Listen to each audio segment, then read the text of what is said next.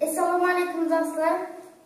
Ben Meryem Alanur, öz okuyumu size getirmek isteyen.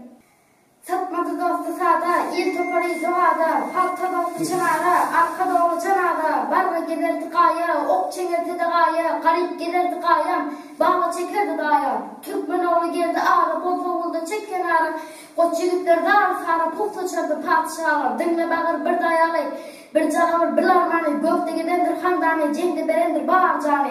Kahraman ve erbi han, kercivanı, pervan, kaplan ağır negman, ecili bir pervan, vatana bakan Türkmenim, kalaba bakan Türkmenim, orta bakan asalakan Erdoğanlı Türkmenim, Matmulu Prağı'yla el kalanlı Türkmenim, Zapar Maradaz değil aşılatlı Türkmenim, Oral hanı hem de var, ana geldi bilge han, kuşat alıp arsalan, Oğuz hanı Türkmenim.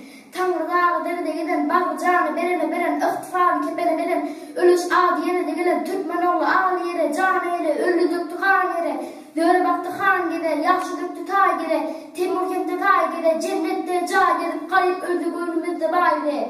Öğüne geleni, güleni, cenene geleni, dürlü güleni, gelmedi, ön vatan diline payre. Geçip birbirine derdimenin, geçip birbirine derdimenin, çekip düşman, köprüde düşman, defayet bilsin derdimenin.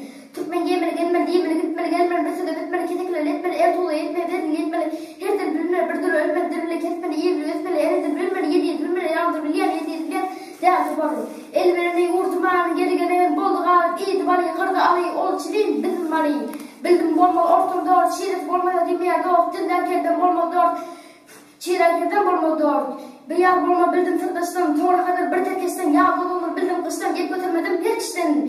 Han bolmam ağlı del, aslan yağlı del, güçlü ağlı del, görkedayda halı del. Bir cağadır oylardan, müberradır olurdan, dağa hal edin, dağa sal edin, bağlı can bir kalk edin. Öder koyur eser emin, ölsün de gezer epim, işten gerek der gitme, dinlenme yer gitme.